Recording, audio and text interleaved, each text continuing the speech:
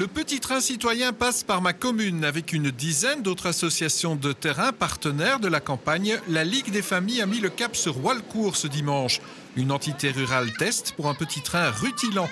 En avant donc pour un futur plus sain, plus juste, plus respectueux de l'environnement local et des droits de l'enfant. Pour sortir du train-train quotidien, il ne faut surtout pas partir le ventre vide. Les bénévoles de la section locale avaient tout prévu. Ce sont des produits que nous avons fait nous-mêmes. Vous avez des compotes, notamment rhubarbe, prunes. Alors, nous avons des produits de ferme de la région, des maquets, du beurre notamment, les œufs, nous faisons des omelettes. Et alors, vous avez le fromage qui vient de la ferme de l'Homme-Souris, 3 sortes de fromages différents. On était un groupe local, mais principalement de bénévoles, donc forcément, c'est en plus de notre activité habituelle. Donc effectivement, on a été pas mal mobilisés pour aboutir à cette matinée. Il y a beaucoup de réunions, beaucoup de matériel à réunir. Beaucoup de réunions, matériel, c'est vrai que la Ligue de Bruxelles nous a apporté pas mal, mais c'est vrai qu'on a dû pas mal apporter du temps principalement et en termes d'organisation, penser à tout. Allez, on termine vite son café, le train n'attend pas et c'est parti pour une bonne heure et demie de promenade en compagnie des élus locaux. Avant de monter dans le train, chaque voyageur a reçu un petit questionnaire. On y apprendra pas mal de choses. L'idée, c'est d'avoir un peu un petit quiz de connaissance de la commune.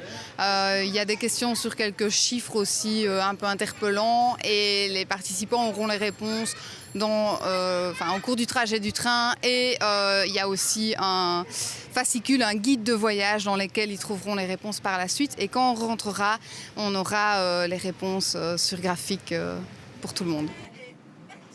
Au programme, 3 animations organisées par les bénévoles locaux dans 3 petits villages de l'entité. Ça n'a pas été évident à trouver un tracé parce que malheureusement il y a des données techniques qui font que ce petit train ne peut pas passer partout. Donc nous avons dû étudier le parcours de longue date. À Tilchâteau, on a parlé enseignement, repas scolaire et qualité de l'eau du robinet. 4 écoles sur 7 à Walcourt proposent seulement cette eau potable uniquement au robinet des WC et aucune ne propose de fruits aux enfants. Il y a du contenu parce que c'est une manière de revisiter sa commune et de se poser un certain nombre de questions.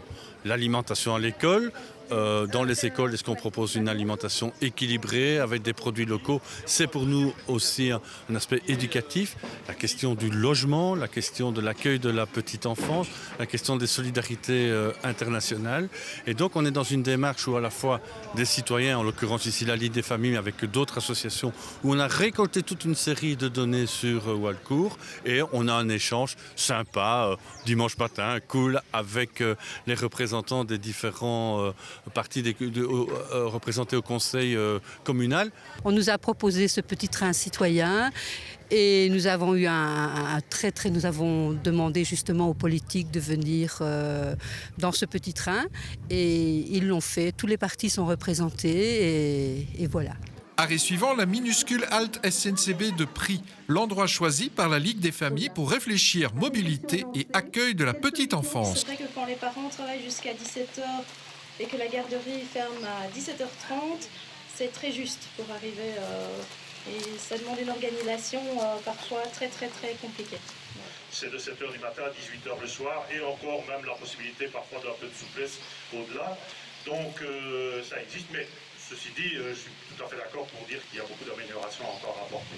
Même s'il y a une volonté communale derrière cela d'augmenter le nombre de places, il y a tout un système administratif autour de cela qu'il faudrait essayer de modifier et d'essayer de pouvoir augmenter. On a eu les réponses des politiques, vous l'avez vu, c'est assez variable. Ça va de quand même certains qui osent dire « nous ne sommes pas satisfaits » à certains qui disent 6, 7, écoutez, ça va, peut mieux faire, mais ça va.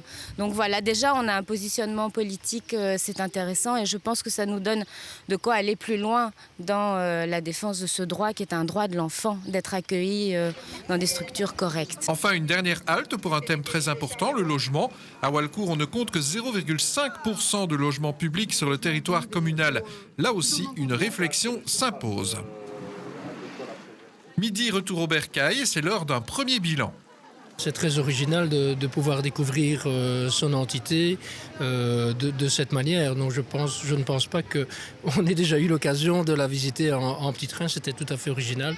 Original par le moyen de locomotion, bien évidemment, et original aussi par la manière dont ils ont pu faire interpeller, je dirais, l'interpellation des mandataires communaux sur les différents sujets abordés. Je trouve ça très très sain en fait pour la vie locale, la vie démocratique.